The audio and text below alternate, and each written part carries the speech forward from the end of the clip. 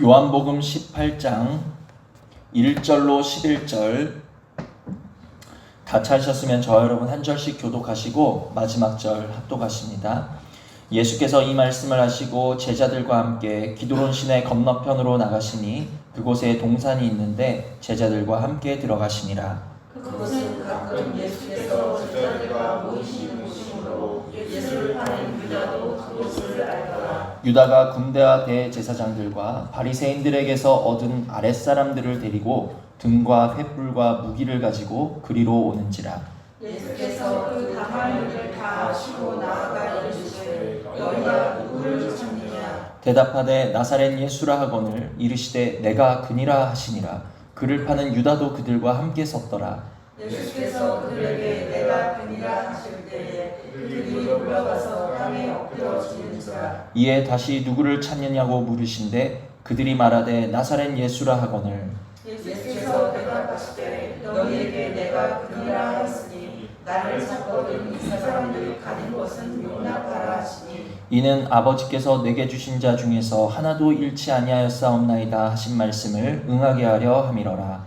이에 시몬 베드로가 칼을 가졌는데 그것을 빼어 대제사장의 종을 쳐서 오른편 귀를 베어버리니 그 종의 이름은 말고라. 다 같이 예수께서 베드로더러 이르시되 칼을 칼집에 꽂으라. 아버지께서 주신 잔을 내가 마시지 아니하겠느냐 하시니라. 아멘. 예수님이 잡히시던 당시의 모습이 아주 상세하게 기록되어져 있는 그러한 본문입니다. 예수님을 배신한 가룟 유다가 3절을 보시면 유다가 군대와 대제사장들과 바리새인들에게서 얻은 아랫사람들을 데리고 등과 횃불과 무기를 가지고 그리로 오는지라. 가룟 유다가 많은 병력을 이끌고 와서 예수님을 잡으려고 했어요. 그러나 6절을 보시면 놀라운 일이 일어납니다. 예수께서 그들에게 내가 그니라 하실 때에 그들이 어떻게 되었어요? 물러가서 땅에 엎드러지는지라.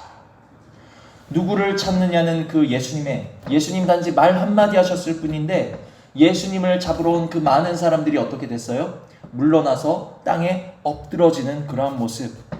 자, 이 물러나서 땅에 엎드려졌다는 것은 왜입니까? 하나님이신 예수님의 권능과 권세를 지금 보여주고 계시다라는 거예요.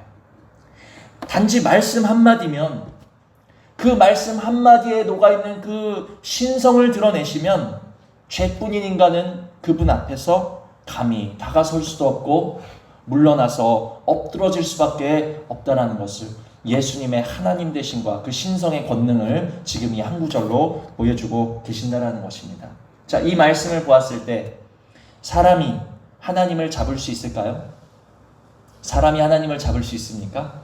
잡기는커녕 그 앞에 제대로 서 있을 수도 없는 존재라는 거예요. 이렇게 사람은 하나님이신 예수님을 잡을 수 없지만 그렇지만 예수님은 어떻게 하셨죠? 사람에게 친히 스스로 잡혀주신 거예요. 여기서 우리는 질문하셔야 됩니다. 왜? 사람에게 잡히실 수 없는 예수님이 하나님이신 그분이 왜 사람에게 스스로 잡혀주셨을까? 질문하셔야 돼요. 왜죠? 그것은 잡히심으로 말미암아 하나님의 말씀을 이루시기 위함인 줄 믿으시기를 바랍니다. 십자가에 달리시기 위해서 잡히셨고 십자가에 달리사 모든 인류의 죄악을 사하시기 위해서 잡히셨고 우리의 죄악을 사하실 뿐만이 아니라 아들을 믿는 자들에게 그의 생명을 주시려고 그래서 잡혀주셨다라는 것을 우리는 분명히 아셔야 된다는 거예요. 잡히신 게 아니에요. 잡혀주신 거예요. 자, 19장을 보십니다. 한 장만 넘기면 19장 10절로 11절 19장 10절을 먼저 보시면 함께 읽습니다. 시작. 빌라도가 이르되 내게 말하지 아니하였느냐 내가 너를 놓을 권한도 있고 십자가에 못 박을 권한도 있는 줄 알지 못하느냐. 자, 예수님을 재판하는 빌라도가 지금 이렇게 말하는 거예요. 네가 나에게 잘 보이면 말을 잘하면 내가 너를 놓아줄 권한도 있다. 그러나 계속 이런 식으로 대답도 안 하고 나한테 잘 보이지 않으면 내가 너를 십자가에 못 박아 버릴 권한도 있다. 빌라도가 이렇게 말하는 거예요. 사람은 자신들에게 마치 권한이 있고 권세가 있는 줄로 착각합니다. 그러나 예수님이 뭐라고 말씀하십니까? 11절에 보시면 11절 함께 읽습니다. 예수께서 대답하시되 위에서 주지 아니하셨더라면 나를 해할 권한이 없었으리니. 아멘.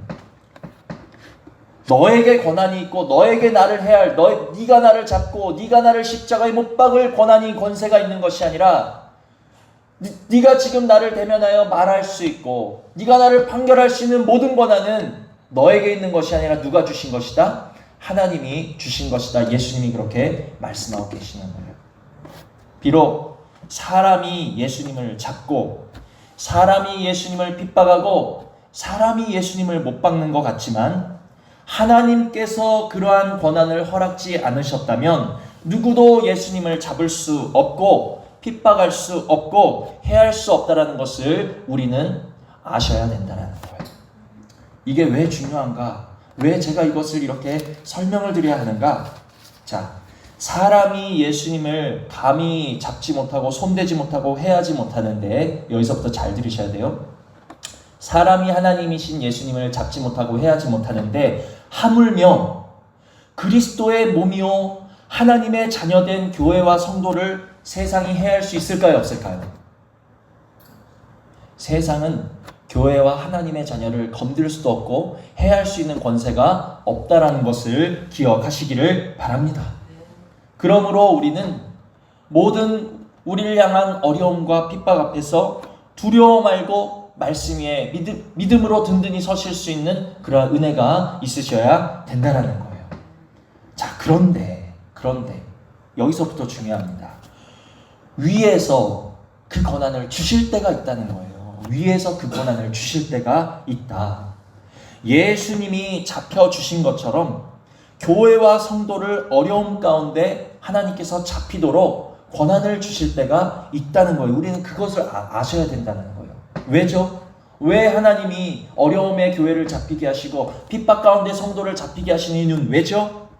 그리스도가 잡히심으로 말미암아 십자가를 지시고 우리에게 생명을 주신 것처럼 교회를 환난과 어려움에 내어주실 때는, 교회를 잡는 권세를 세상에 주셨을 때에는 무슨 이유입니까? 교회를 통해서 생명을 보고자 하시기 때문에 그러한 권한을 세상에 주실 때가 있다는 것을 우리는 분명히 아셔야 된다는 거예요. 하나님이 허락하지 않으시면 세상도 마귀도 교회를 건들 수 없고 성도를 해할 수 없어요. 그러나 때로 교회를 건들고 성도를 해할 권한을 하나님이 세상에 주실 때가 있는데, 그때는 예수님이 십자가에 못 박히심으로 생명을 이루어내셨던 것처럼 교회도 생명의 열매를 맺기를 원하고 계시기 때문인 때라는 사실을 우리 이제 분별하시고 깨달으실 수 있어야 된다는 것입니다. 자, 그런데 예수님이 이렇게 잡히실 때 제자들의 모습은 어땠습니까? 다시 본문을 보시면 예수님이 스스로 잡혀주심이 말씀을 이루시고 생명 주시기 위해서 스스로 잡히신 것인 것을 알지 못하는 제자들은 어떤 행동을 했는가? 10절을 보시면 함께 읽습니다. 시작. 이에 시몬 베드로가 칼을 가졌는데 그것을 빼어 대제사장의 종을 쳐서 오른편 귀를 베어버리니 그 종의 이름은 말고라. 아멘. 어땠죠? 예수님이 스스로 잡혀주고 계시는데 갑자기 베드로가 나오더니 대제사장의 종인 말고라는 사람의 귀를 칼로 탁 쳐서 베어낸 거예요. 베드로가 뭐 하는 사람이었죠? 고기 잡는 어부였죠? 칼을 쓰는 사람이 아니에요. 그러면 베드로가 내가 말고의 귀를 쳐낼 거야 하고 그렇게 휘둘렀을까요? 아니면 에이 죽어라 하고 휘둘렀을까요? 그냥 죽어라 하고 막 휘두른 거예요. 막 휘두른 그 엉성한 칼질에 그냥 운 좋게 말고의 귀가 맞고 잘려 나갔다라는 거예요. 그냥 진짜 죽어라 하고 휘두른 거예요. 왜 베드로는 말고를 향해서 칼을 휘둘렀을까요? 왜 말고의 귀를 쳤을까요? 말고의 귀를 치면 예수님이 풀려나십니까? 우리가 알아야 될 것은 말고도 그냥 일개 하수인일 뿐이라는 사실을 아셔야 돼요. 말고를 친다고 해서 문제가 해결되는 게 아니라는 걸 아셔야 된다는 거예요. 말고를 대적한다 그래서 예수님이 풀려나시거나 상황이 좋아지거나 문제가 해결되는 것이 아닌데 그냥 말고를 치는 이유는 무엇입니까? 말고를 향해서 칼을 휘두르는 것은 그냥 내 스스로의 성질에 못 이겨서, 내 분에 못 이겨가지고, 내 혈기에 못 이겨서 말고의 귀를 친 거예요. 베드로의 이 행동은 예수님을 위한 행동이 아니라 자신의 분에 못 이긴 행동이라는 사실을 우리가 먼저 깨달으시기를 바랍니다. 자, 그런데 중요한 것은 이렇게 말고의 귀를 치는 것은 베드로뿐일까요? 우리들도 혈기라는 검을 쥐고, 내 감정이라는 검을 쥐고, 혀라는 검을 쥐고서 이웃과 형제를 향해서 베드로처럼 아무렇게나 휘두를 때가 있다는 거예요. 내가 휘두르는 검을 맞고 죽을지, 맞고 어디가 베어져 나갈지, 맞고 그 형제가 어디를 상처 입을지 알지도 못하고 그냥 내 분에 못 이겨서 막 검을 휘둘러대는 거예요. 이 말씀을 준비하는 제가 그랬어요. 제가 먼저 검을 휘두르다가 회개하는 마음으로 이 말씀을 준비하게 하셨습니다. 말이라는 검으로 치고, 눈빛이라는 검으로 치고, 혀라는 검으로 치고, 마음속에서 정죄와 판단이라는 검으로 치고, 우리는 얼마나 많은 순간에 형제를 향하여 말고처럼 대하면서 검을 휘두를 때가 많은지 알 수 없어요. 내가 검을 휘두르는 것은 누구 때문입니까? 예수님 때문이 아니에요. 내 분과 내 혈기에 못 이겨서 검을 휘두르는 베드로의 모습이 혹시 내 모습이었다면 이 시간에 자복하고 회개하실 수 있는 정직한 심령이 우리 가운데 임하기를 주님의 이름으로 축복을 드립니다. 아까 우리 찬양하셨잖아요. 에베소서 6장 12절부터 보시면 우리들이 싸울 것은 육체가 아니라는 거예요. 우리들의 무기는 혈기와 감정이 아니라는 거예요. 말씀과 성령의 검을 들고서 오늘도 우리가 대적해야 될 것은 내 형제 내 이웃 말고가 아니라 내 속에서 우리의 육체를 우리의 혈기대로 휘두르도록 이간질하는 세력이 있는데 바로 그 세력, 그 마귀의 세력과 싸워야 되는 것을 깨달으실 수 있는 은혜가 있기를 원합니다. 우리의 대적을 바로 하셔야 돼요. 우리의 주적을 분명히 하셔야 돼요. 나를 아프게 하는, 상하게 하는 그 사람이 아니에요. 그도 하수인일 뿐이라는 거예요. 말고를 친다고 상황이 좋아지는 게 아니에요. 그를 치도록, 내 속에서 육체의 검을 휘두르도록, 오늘도 내 속에서 이간하는, 내 대적이 마귀가 아니라 마치 내 옆 사람인 것처럼 보이게 하는 내 속에 이간질하는 마귀의 세력, 내 안에서 혈기의 검을 쥐게 하고, 내 안에서 육체의 검을 쥐게 하고, 내 안에서 감정의 검을 쥐게 하는 내 속의 존재와 우리들은 싸우셔야 된다는 것을 기억하시기를 바랍니다. 오늘도 내 속에서 역사하는 마귀 권세와 싸울 때 형제를 미워하게 하고, 형제를 탓하게 하고, 형제를 향해서 검을 휘두르게 하는 내 속의 마귀라는 존재와 싸울 때, 그 싸움을 쉬지 않으실 때, 그 싸움을 힘껏 싸우실 때 우리에게는 평강과 기쁨과 감사가 회복되는 줄 믿으시기를 바랍니다. 그러나 마귀의 이간에 빠질 때가 많아요. 마치 말고의 귀를 치면 모든 게 해결될 것처럼 형제를 향해서 입을 열고, 형제를 향해서 감정을 분출하고, 형제를 향해서 검을 휘두를 때가 많아요. 우리의 혈기와 우리의 감정과 우리의 육신으로 이웃의 귀를 치면 어떤 일이 벌어집니까? 내 마음이 상쾌해지나요? 내 스트레스가 분이 풀리나요? 아니요. 더 심한 사망에 빠지게 되고, 더 깜깜한 두려움에 빠지게 되어지고, 더한 불쾌함에 빠질 수밖에 없다는 것을 기억하시기를 바랍니다. 그렇게 말고를 향해서 검을 빼어서 휘두르는 베드로에게 주님이 뭐라고 말씀하셨죠? 잘했다. 네가 나를 대신해서 검을 휘둘러줬구나. 고맙다. 예수님이 이렇게 말씀하셨나요? 11절 보시면 같이 읽습니다. 시작. 예수께서 베드로더러 이르시되 칼을 칼집에 꽂으라. 아멘. 예수님이 뭐라고 하셨죠? 네가 나를 위해서 더 힘차게 칼을 휘둘러라라고 말씀하셨나요? 아니에요. 칼을 칼집에 꽂으라. 우리 마음에 새겨지시는 은혜가 있기를 원합니다. 주님, 이 음성을 베드로에게만 들려주지 마시고 오늘 우리에게도 들려 주시옵소서. 오늘 나에게도 그 음성 들려주셔서 내 손에 꼭 쥐고 있는 육체라는 검을, 감정이라는 검을, 혈기라는 검을 꽂아놓을 수 있도록 나에게도 음성 들려 주시옵소서. 우리는 기도하시는 줄 믿으시기를 바랍니다. 이것이 바로 마귀 권세와 싸우는 방법이에요. 이것이 바로 우리들의 대적과 싸우는 방법이에요. 주님의 음성이 나에게도 들려지기를, 베드로에게 말씀하신 그 음성이 내게도 들려지기를 소망하면서 칼을 칼집에 꽂는 것이요, 다곤의 머리를 직접 끊으신 주님께서 내 속에 오셔서 정말 꽂아지지 아니하는 내 혈기와 내 감정과 그것을 부추기는 마귀 세력의 머리를 끊어주시도록 강구하는 것, 그것이 바로 마귀 권세와 싸우는 방법인 것을 깨달으실 수 있는 저와 여러분 되기를 원합니다. 우리는 어떻게 싸우는 사람들입니까? 소망하고 간구하면서 싸우는 사람들이에요. 그래요. 이렇게 기도하면서 싸우는 사람들이에요. 싸우시되 육체의 검으로 싸우지 마시고 기도와 간구와 소망으로 싸우실 수 있는 은혜가 우리 모두에게 있기를 주님의 이름으로 축복을 드립니다.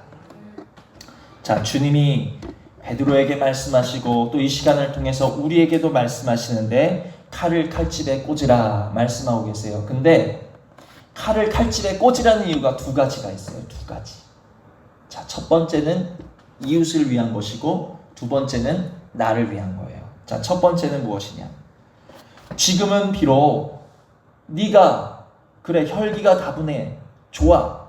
그 혈기로 누구를 위해서 검을 휘둘렀나요? 그래, 네가 100번 양보해서 나를 위해서, 예수님을 위해서 검을 휘둘렀다고 치자. 네가 지금 나를 위해서 의로운 분을 내고 마땅한 분을 내고 옳은 분을 내는 것 같지만 지금 네가 휘두르는 그 칼을 칼집에 꽂지 않으면 제2, 제3에 누가 생겨날 수 있어요? 말고가 생겨날 수 있다는 거예요. 지금 칼을 칼집에 꽂지 않으면 또 다른 피해자가 생길 수 있기 때문에 칼을 칼집에 꽂으라는 거예요. 우리나라 속담에 이런 거 있잖아요. 칼 한번 뽑으면 뭐라도 썰어야 돼요? 무라도 썰어봐야 되는 게 칼이에요.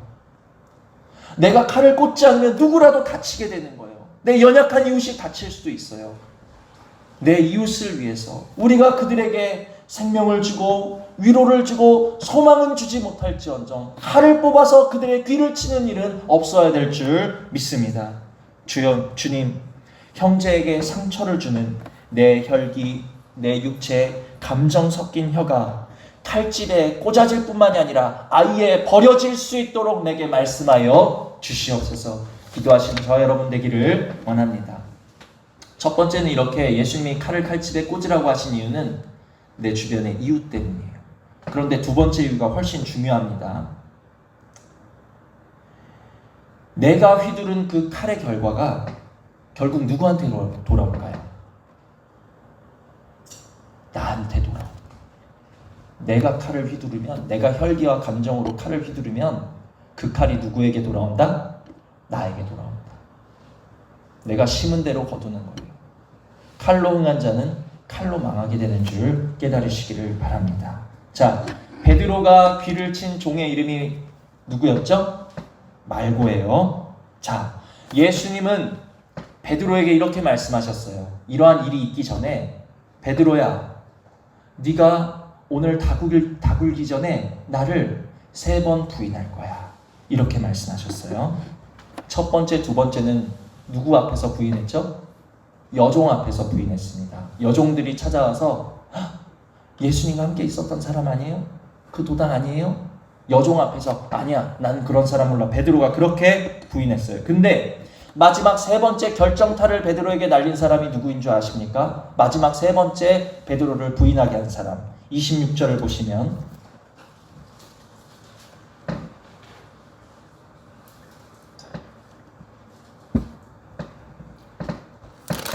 26절, 27절 함께 읽습니다. 시작. 대제사장의 종 하나는 베드로에게 귀를 잘린 사람의 친척이라 이르되 내가 그 사람과 함께 동산에 있는 것을 내가 보지 아니하였느냐. 이에 베드로가 또 부인하니 곧 닭이 울더라. 아멘. 마지막 세 번째로 베드로를 완전히 부인시킨 사람이 누구였습니까? 말고의 친척이었다는 거예요. 친척. 왜 하나님이 여기다가 이렇게 베드로에게 귀를 잘린 사람의 친척이라는 걸 이렇게 자세히 써놓으셨을까요? 하나님 말씀은 참 재밌어요. 무섭기도 해요. 예수님은 이미도 누구 앞에서라도 베드로가 당신을 3번 부인할 것을 알고 계셨어요. 그런데 하필 마지막에 결정적으로 베드로를 부인시켰던 사람이 누구예요? 그가 귀를 친 말고의 친척이었다는 얘기예요. 친척. 오늘 내가 감정과 혈기로 칼을 휘두르다 보면 그 칼에 대한 보응이 언제 우리를 찾아오는가? 내가 가장 곤란하고 내가 가장 두려운 순간에 나에게 그 칼의 보응이 찾아올 수 있다라는 것을 우리는 기억하셔야 된다라는 거예요. 내가 지금 힘이 있어. 나는 소리 지를 수 있어. 내가 그 사람을 칼로 칠 수 있어. 내가 내 마음대로 칼을 사용하다가 내가 두려운 순간에, 내가 곤란한 순간에 그 칼의 보응이 찾아올 때 우리는 그것을 피할 수가 없다라는 것을 기억하시기를 바랍니다.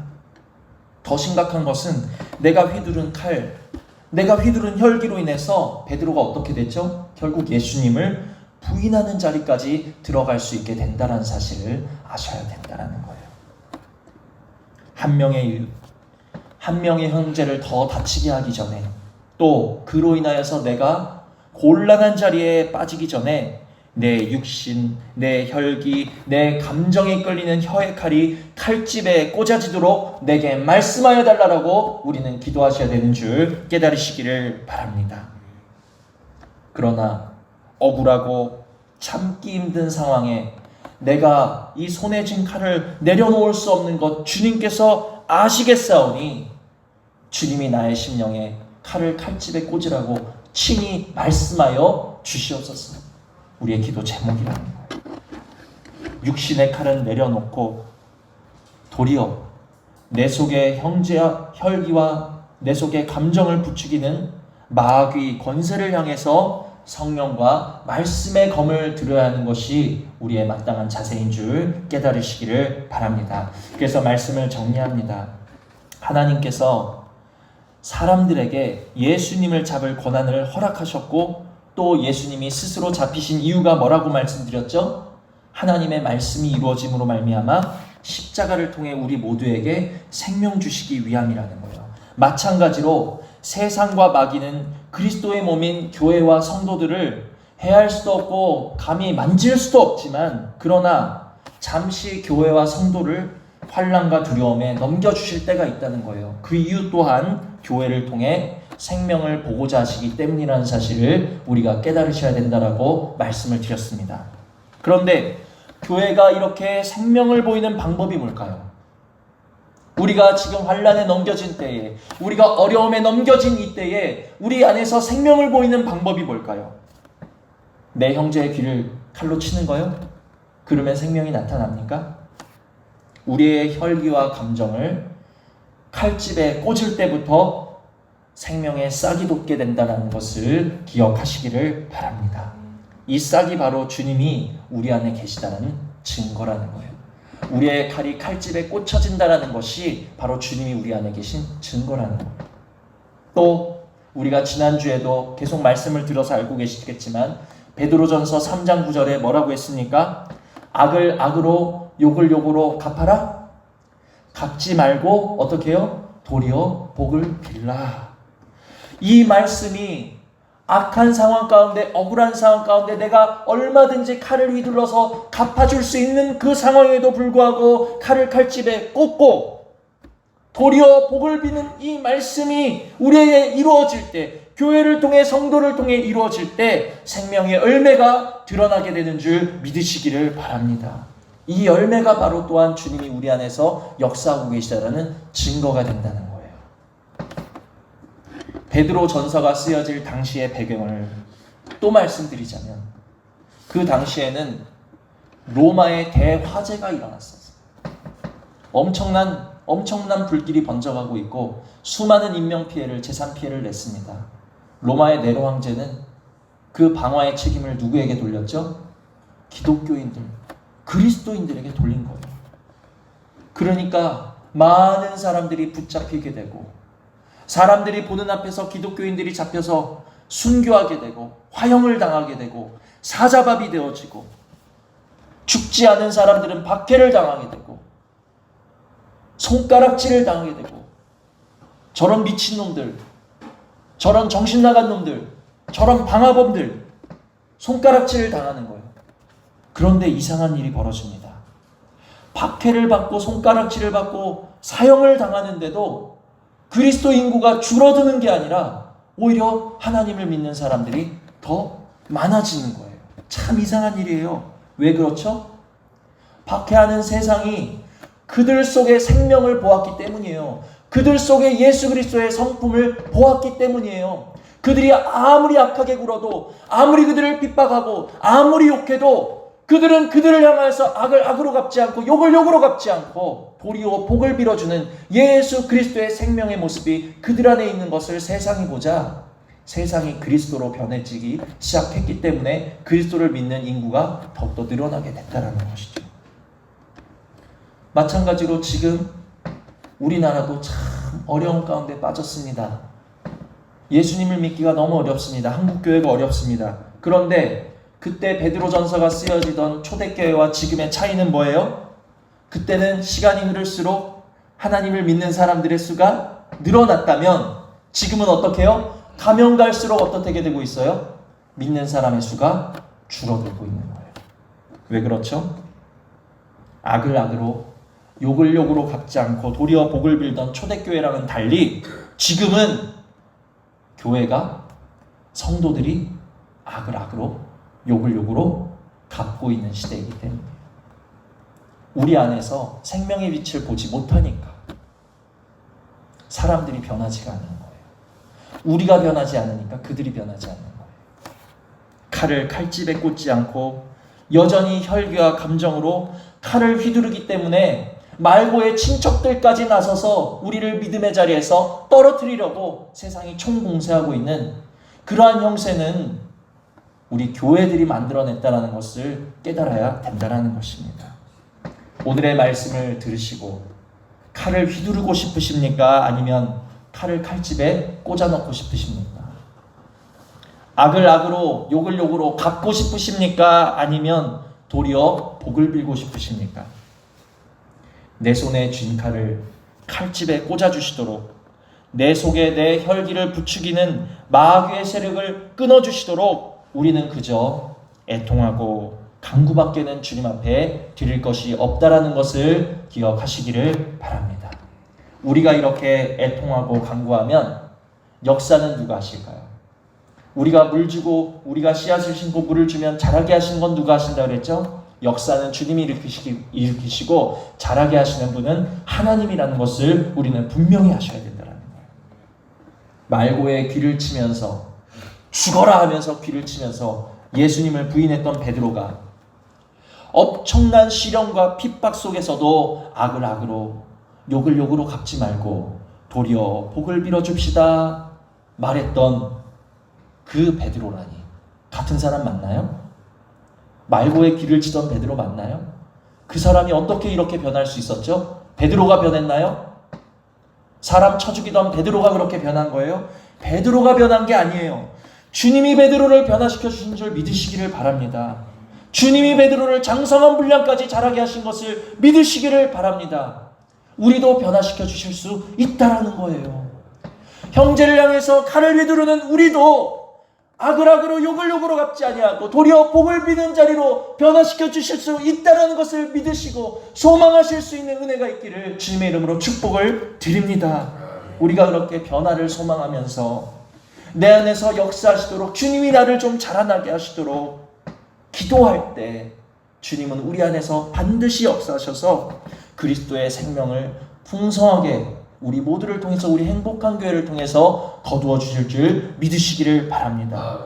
형제에게 칼을 휘두르는 것이 아니라 형제의 영혼을 살리는 참으로 장성한 그리스도인들, 주님의 생명의 열매를 많이 드러내실 수 있는 그리스도인들 되시기를 주님의 이름으로 축복을 드립니다. 들으신 말씀 생각하시면서 잠시 기도하시겠습니다.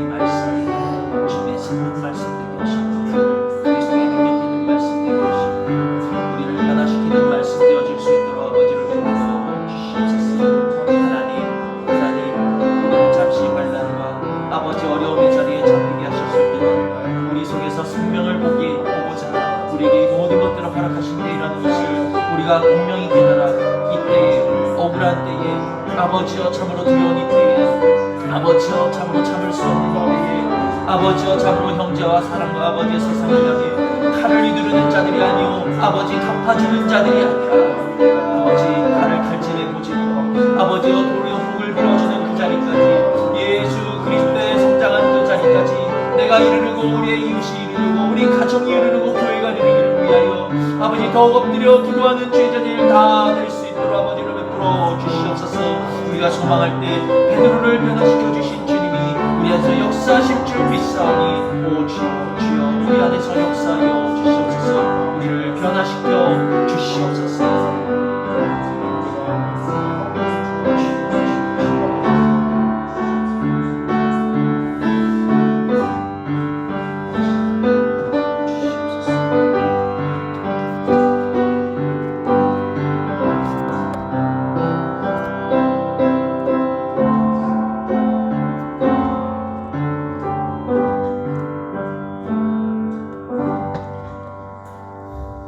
칼을 휘두르던 베드로도 베드로요 도리어 복을 빌어주라 말하던 베드로도 베드로입니다. 하나님, 우리는 어떤 모습으로 변해가야 할지 말씀을 통해서 바른 길을 찾을 수 있도록 우리의 눈을 열어주시고 우리에게 지혜를 더하여 주시옵소서. 위에서 허락하신 권세가 아니라면 주님을 만질 수도 없고 잡을 수도 없듯이 위에서 허락해 주신 권세가 아니라면 주의 몸된 교회와 주의 자녀된 성도들을 잡을 수도 없고 해할 수도 없는 것을 압니다. 그러나 지금 사랑하는 주의 자녀들이 잠시 환난과 잠시 어려움과 잠시 하나님 주님을 믿기 너무나도 어려운 상황에 빠진 이때는 우리를 미워하심도 아니요 우리를 싫어하심도 아니요 이때를 통하여 교회의 생명을 바라시는 주님의 음성이라는 사실을 우리 모두가 깨달을 수 있도록 은혜 베풀어 주시옵소서. 우리에게 생명의 열매 맺기를 원하시는 이때에 내 이웃을 향하여 세상을 향하여 내 마음대로 내 혈기대로 내 육신의 소견대로 칼을 휘두르는 우리의 칼을 꽂아놓을 수 있도록 우리에게 친히 말씀하여 주시옵소서. 칼을 칼집에 꽂으라 우리의 심령에 말씀하여 주시옵소서. 하나님, 우리의 육신의 혈기와 모든 감정 내려놓고 도리어 우리 속에서 하나님의 말씀을 대적하며 하나님과 원수된 모습으로 살아가게 우리를 오늘도 부추기는 우리 속에 가증스러운 마귀의 세력을 끊기 위하여 주님 앞에 더 엎드려 기도하며 간구하는 사랑하는 주의 자녀들 다 될 수 있도록 은혜 내려 주시옵소서. 우리가 이러한 것들을 사모하며 소망하며 기도할 때에 베드로를 변화시킨 주님, 우리도 변화시켜 주실 줄 믿사오니 우리 안에서 생명의 좋은 열매가 드러날 때까지 자라나는 자리에 우리가 있을 수 있도록 늘 간구하며 소망하는 우리들 되게 하여 주시고 또한 우리 안에서 역사하시는 주님을 너도 보고 나도 보고 우리 서로가 볼 수 있도록 우리 안에서 역사하여 주시옵소서. 그리하여 세상이 우리를 보며 참으로 말고의 친척과 같이 주님을 부인하는 자리로 우리를 끌어내리는 것이 아니라 도리어 복을 빌어주는 우리의 모습을 통하여 주님의 살아계심이 우리의 이웃과 우리의 주변에 증거되어지는 참으로 참된 주의 자녀들 다 될 수 있도록 열매 맺는 우리 모두가 될 수 있도록 이 어려운 때에 우리를 붙들어 주시고 우리의 마음을 바른 길로 인도하여 주시옵소서. 하나님, 오늘도 이 자리에 참석지 못하고 대면 예배를 통해 비대면 예배를 통해 영상으로 예배를 아버지 함께 드린 모든 사랑하는 주의 자녀들 하나님, 한 주간의 삶 가운데 모든 위험으로부터 지켜보아 주시옵소서. 모든 질병으로부터 지켜보아 주시옵소서. 하나님, 참으로 그들 가운데 생명의 장막, 은혜의 장막, 보호의 장막을 펼쳐주심으로 주님이 우리의 삶을 지켜주시는 것을 하나님 나타내고 증거함을 통해 하나님 그들이 주의 사랑하는 그 이웃들을 주님께로 이끄는 주의 자녀들 다 될 수 있도록 우리 모두에게 은혜를 부어 주시옵소서. 무엇보다 하나님, 참으로 현장에서 부어주실 은혜를 사모하며 이 시간 이 자리를 사모하며 더욱더 눈물로 기도하는 깨어있는 우리 성도들 다 될 수 있도록 우리의 심령을 주님 붙들어 주시옵소서. 오늘 함께하여 반주로 수고하며 예배가 이루어질 수 있도록 함께 도운 우리 사랑하는 성도들 돌아가는 발걸음도 지켜보아 주시고, 하나님, 우리 다시 만날 때에 참으로 우리 안에서 도리어 복을 빌어주는, 또 그 외에 좋은 그리스도의 형상 닮은 많은 열매로 우리에게 열매 맺혀진 것을 우리가 서로 보며 나누며 기뻐하고 즐거워할 수 있도록 우리를 지키시고 인도하여 주실 사랑의 하나님 아버지 앞에 감사를 드리오며 예수 그리스도의 이름으로 기도드렸사옵나이다. 아멘. 하늘에 계신 우리 아버지, 아버지의 이름을 거룩하게 하시며 아버지의 나라가 오게 하시며 아버지의 뜻이 하늘에서 같이 땅에서도 이루어지게 하소서. 오늘 우리에게 일용할 양식을 주시고 우리가 우리에게 잘못한 사람을 용서하여 준 것 같이 우리 죄를 용서하여 주시고 우리를 시험에 빠지지 않게 하시고 악에서 구하소서. 나라와 권능과 영광이 영원히 아버지의 것입니다. 아멘.